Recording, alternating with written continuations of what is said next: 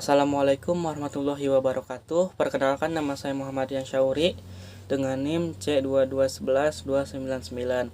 Saya semester 6 dari Universitas Juanda dan membuat video ini untuk memenuhi dari tugas proyek mata kuliah audit 2. Baik, di sini saya akan membahas 2 SA ya, standar audit, yaitu SA 560 dan juga SA 570 tentang peristiwa setelah kelaporan dan juga tentang going concern atau kelangsungan usaha.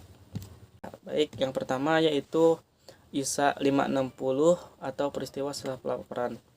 Pendahuluan yaitu standar audit SA berhubungan dengan tanggung jawab auditor berkaitan dengan peristiwa kemudian dalam satu audit atas laporan keuangan. SA ini berlaku efektif untuk audit atas laporan keuangan untuk periode yang dimulai pada setelah tanggal 1 Januari 2013 untuk emiten atau 1 Januari 2014 untuk entitas selain emiten. Lalu tujuannya yaitu ada dua. Yang pertama, memperoleh bukti audit yang cukup dan tepat tentang apakah peristiwa yang terjadi antara tanggal pelaporan keuangan dan juga tanggal laporan audit yang mengharuskan penyesuaian atau pengungkapan dalam laporan keuangan secara tepat telah digambarkan dalam laporan keuangan tersebut sesuai dengan kerangka pelaporan keuangan yang berlaku. Dan juga yang kedua yaitu untuk merespons secara tepat fakta yang diketahui oleh auditor setelah tanggal laporan auditor, yang mana jika diketahui oleh auditor pada tanggal tersebut kemungkinan menyebabkan auditor mengubah laporan auditnya. Oke, baik, selanjutnya itu definisi. Ada tanggal pelaporan keuangan, tanggal pengesahan laporan keuangan, dan juga laporan auditor. Dan juga ada tanggal diterbitkannya laporan keuangan, dan yang terakhir yaitu peristiwa kemudian. Nah, ini ketentuannya yaitu ada 3. Yang pertama, peristiwa yang terjadi antara tanggal laporan keuangan dan tanggal laporan auditor. Yang kedua, fakta yang diketahui oleh auditor setelah tanggal laporan auditor namun belum tanggal laporan keuangan diterbitkan. Atau membahas, menentukan, dan juga meminta. Baik, yang terakhir yaitu fakta yang diketahui oleh auditor setelah laporan keuangan. Baik, di sini saya akan melanjutkan dari materi yang kedua yaitu standar audit 570, yaitu tentang kelangsungan usaha atau juga going concern. Yang pertama ada ruang lingkupnya yaitu standar audit atau SA mengatur tanggung jawab auditor dalam audit atas laporan keuangan yang berkaitan dengan penggunaan asumsi kelangsungan usaha oleh manajemen dalam laporan keuangan. Selanjutnya yaitu ada asumsi kelangsungan usaha. Berdasarkan asumsi kelangsungan usaha, suatu entitas dipandang bertahan dalam bisnis untuk masa depan yang dapat diprediksi. Laporan keuangan bertujuan umum disusun atas suatu bisnis kelangsungan usaha, kecuali manajemen bermaksud untuk melikuidasi atau mencairkan entitas untuk menghentikan operasinya, atau tidak memiliki alternatif yang realistis selain melakukan tindakan tersebut di atas. Lalu yang selanjutnya yaitu ada tanggung jawab penilaian atas kemampuan entitas untuk mempertahankan kelangsungan usahanya. Penilaian manajemen atas kemampuan entitas untuk mempertahankan kelangsungan usahanya melibatkan suatu pertimbangan pada suatu waktu tertentu tentang hasil peristiwa atau kondisi masa depan yang tidak pasti secara inherent atau secara langsung. Baik, di sini ada 3, yaitu yang pertama tingkat kepastian yang berkaitan dengan hasil suatu peristiwa meningkatkan secara signifikan hasil yang terjadi. Yang kedua yaitu ukuran dan kompleksitas entitas, sifat dan kondisi bisnisnya, serta tingkat terpengaruhnya oleh faktor eksternal mempengaruhi pertimbangan tentang hasil peristiwa. Dan yang terakhir yaitu setiap pertimbangan tentang masa depan didasarkan atas informasi yang tersedia ketika pertimbangan dilakukan. Dan selanjutnya yaitu tanggung jawab auditor.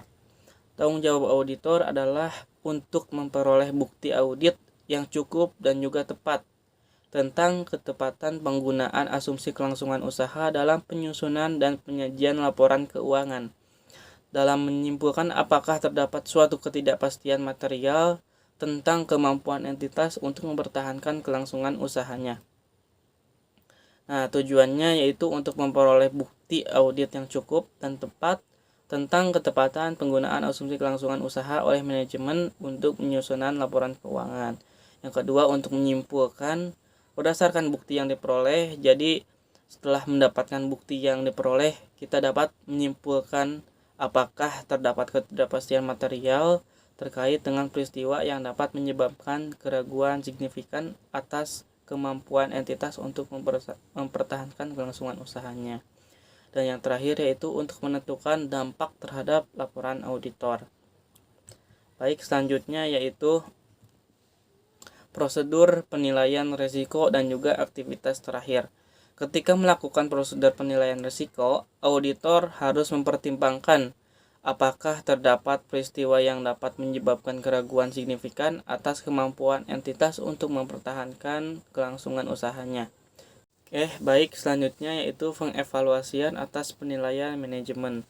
Dalam mengevaluasi penilaian manajemen atas kemampuan entitas untuk mempertahankan kelangsungan usahanya, auditor harus mencakup periode yang sama seperti yang digunakan oleh manajemen untuk membuat penilaiannya, seperti yang disyaratkan oleh rangka pelaporan keuangan yang berlaku atau oleh peraturan perundang-undangan jika periode yang dicukupkan merupakan suatu periode yang lebih lama.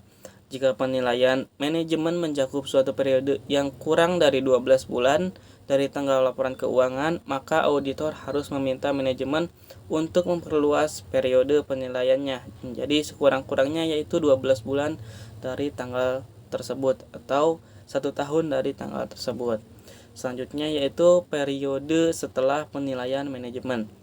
Auditor harus menanyakan kepada manajemen tentang pengetahuan manajemen atas peristiwa setelah periode penilaian manajemen yang dapat menyebabkan keraguan signifikan atas kemampuan entitas untuk mempertahankan kelangsungan usahanya.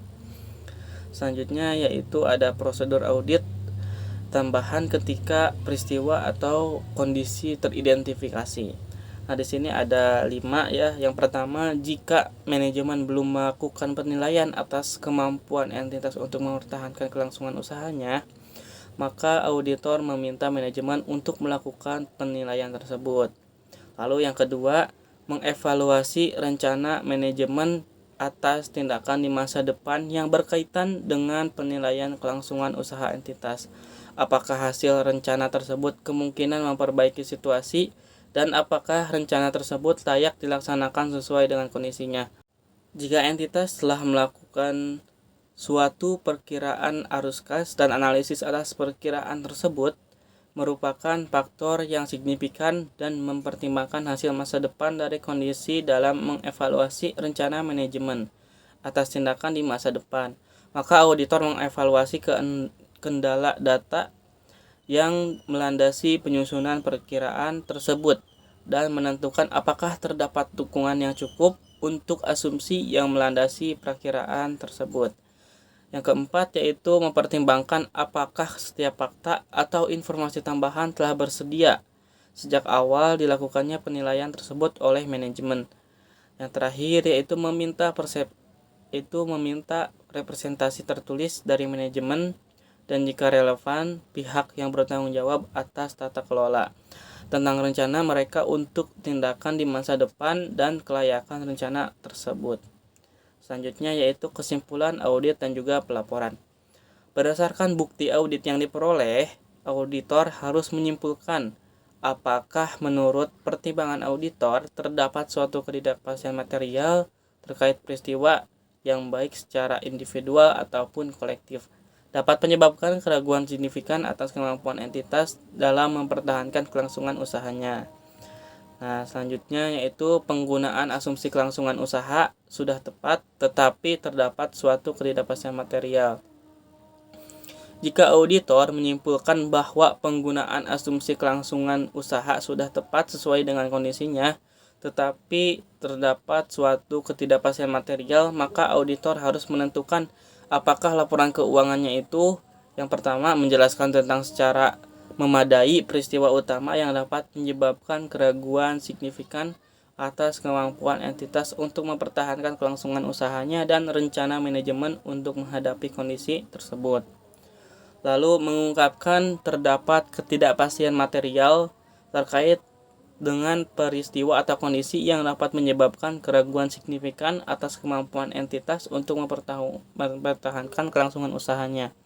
Oleh karena itu, entitas tersebut kemungkinan tidak mampu untuk merealisasikan asetnya dan melunasi utangnya dalam kegiatan bisnis normal.